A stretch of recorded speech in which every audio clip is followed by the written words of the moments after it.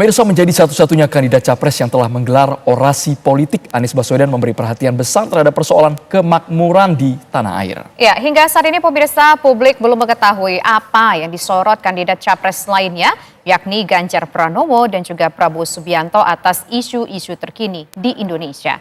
Inilah laporan utama janji kemakmuran versi capres.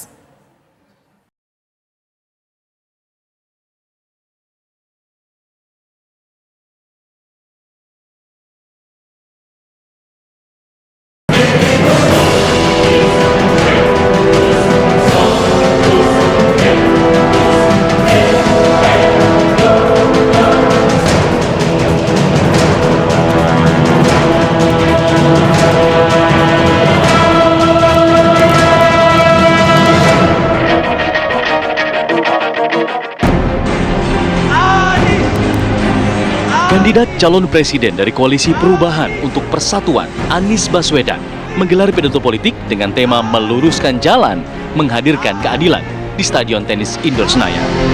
Masa pendukung Anies yang didominasi warna biru memadati Senayan, dan mereka tak henti-hentinya memberi tepuk tangan meriah saat mantan orang nomor 1 di DKI Jakarta ini dengan senyum mengembang berada di lautan masa pendukungnya. Sejumlah isu terbaru yang menjadi perhatian di Republik ini disebut oleh Anies dalam orasi politiknya. Namun satu hal yang mendapat sorotan besar adalah tentang kemakmuran. Menurut Anies, meskipun kondisi Indonesia saat ini merupakan satu bangsa, satu bahasa, dan satu negara, kenyataannya kemakmuran di setiap daerah berbeda, bahkan timpang. Anies Baswedan berjanji jika kelak terpilih di pemilihan presiden 2024, Indonesia ke depan akan satu kesemakmuran. Hal itu didorong dengan pertumbuhan ekonomi yang berkualitas dan bisa dirasakan oleh seluruh rakyat Indonesia. Anies akan melaksanakan janji kemerdekaan dengan menghadirkan keadilan bagi seluruh rakyat. Menurutnya, satu kemakmuran berarti tak ada lagi ketimpangan seperti yang selama ini terlihat, yakni hanya makmur di satu kota atau pulau, tapi rendah di kota atau pulau lainnya. Kita harus menengok ke depan. Kenyataannya hari ini, ya wilayah kita satu, ya bahasa kita satu, ya negara kita satu. Tetapi kemakmurannya masih berbeda-beda. Betul? Karena itu ke depan kita berbicara tentang melaksanakan janji kemerdekaan. Janji kemerdekaan ini ada kalimat terakhir dalam pembukaan Undang-Undang Dasar 45, yaitu menghadirkan keadilan sosial bagi seluruh rakyat Indonesia. Inilah yang kita akan arah ke depan. Satu perekonomian, satu kesemakmuran, bukan kemakmuran tinggi di satu kota dan rendah di wilayah lain, bukan kemakmuran tinggi di satu pulau dan lemah di tempat lain. Kita ingin ketimpangan-ketimpangan seperti ini dibereskan untuk semuanya.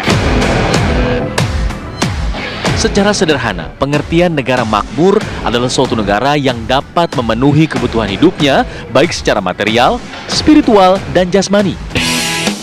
Tingkat kemakmuran suatu negara dapat diukur dari pendapatan per kapita, tingkat pengangguran, dan tingkat inflasi.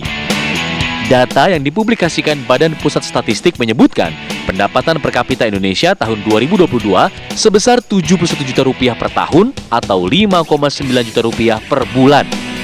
Dalam pandangan Kepala Badan Kebijakan Fiskal Kementerian Keuangan Febrio Kacaribu, saat ini seharusnya Indonesia sudah masuk ke dalam kategori negara berpenghasilan menengah atas.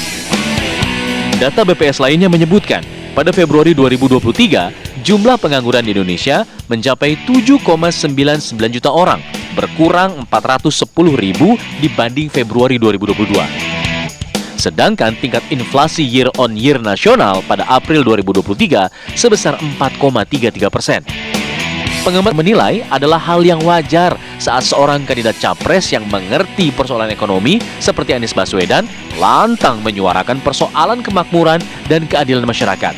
Bahkan hal ini bisa dibilang sebagai jualan utama Anies di masa Pilpres. Jadi pada saat ada calon presiden, Mas Ganjar, Mas Anies, kemudian Pak Prabowo, kalau memang dia mau kemudian mengambil hati masyarakat Indonesia, dia mesti menunjukkan bahwa dirinya tuh bisa berubah, bisa mengubah Indonesia menjadi hal yang lebih baik.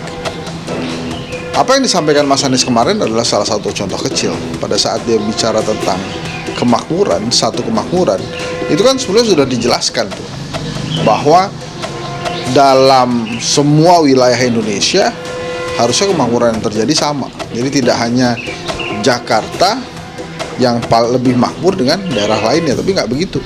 Tapi semuanya sama dengan sebuah kegiatan atau banyak kegiatan yang bisa mengedepankan kemakmuran untuk bersama seperti itu. Nah, hal itu menurut saya terobosan baru gitu ya, yang mungkin saja juga ditiru oleh banyak calon presiden. Kenapa? Karena arahnya memang untuk perubahan. Nah, yang bisa bicara seperti itu hanya rakyat. Kenapa? Karena hanya rakyat yang mengerti rakyat. Nah, di antara calon presiden itu kan yang saat ini jadi rakyat Anies Baswedan, para calon presiden. Supaya Anda lebih mengerti rakyat, maka mundur aja dari jabatannya dan bersosialisasi sebagai rakyat agar lebih dekat dengan rakyat dan mengerti persoalan rakyat. Jadi kalau kemudian Anies Baswedan mengungkapkan satu kemakmuran, artinya apa?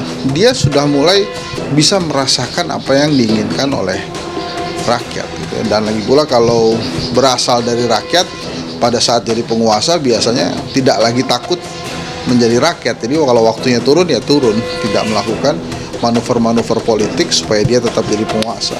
Nah, ini yang kita tunggu, identifikasi dan kemudian solusi ya, yang didasarkan pada identifikasi permasalahan yang tepat, itu yang kita tunggu dari semua capres. Bukan hanya sekedar mengatakan bahwa mereka akan memberikan kesejahteraan, mewujudkan kesejahteraan, tetapi janji tersebut tanpa dihadapkan atau disodorkan identifikasi masalah dan solusinya, saya kira masih sangat kurang ya. Kita butuh lebih dari itu. Berbagai kandidat capres mengangkat isu soal ketimpangan, keadilan sosial, kemakmuran.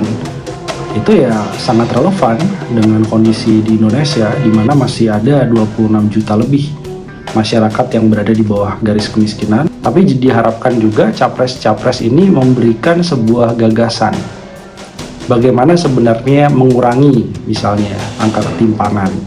Apakah dengan melakukan pajak secara progresif, karena dinilai pajak misalnya untuk orang kaya masih belum terlalu tinggi. Bagaimana capres ini beradu selain dalam mengkritik data yang sudah ada, tapi juga memberikan gagasan-gagasan transformasi ekonomi yang kebaruan. Nah, ini yang harapannya ingin didengar sebenarnya oleh pelaku usaha, oleh masyarakat secara umum. Sehingga debat ataupun wacana yang dilempar terkait dengan kemakmuran, keadilan sosial ini mengena dan memang solutif. Nah, ini yang diharapkan. Janji mencapai Indonesia adil makmur yang dilontarkan seorang kandidat capres siapapun ia, memang saat ini hanya bisa dinilai sebagai janji manis belaka. Lain cerita jika presiden telah terpilih, ada banyak sekali tantangan yang harus ia tuntaskan agar Indonesia benar-benar mencapai kemakmuran serta berkeadilan sosial di seluruh strata masyarakat.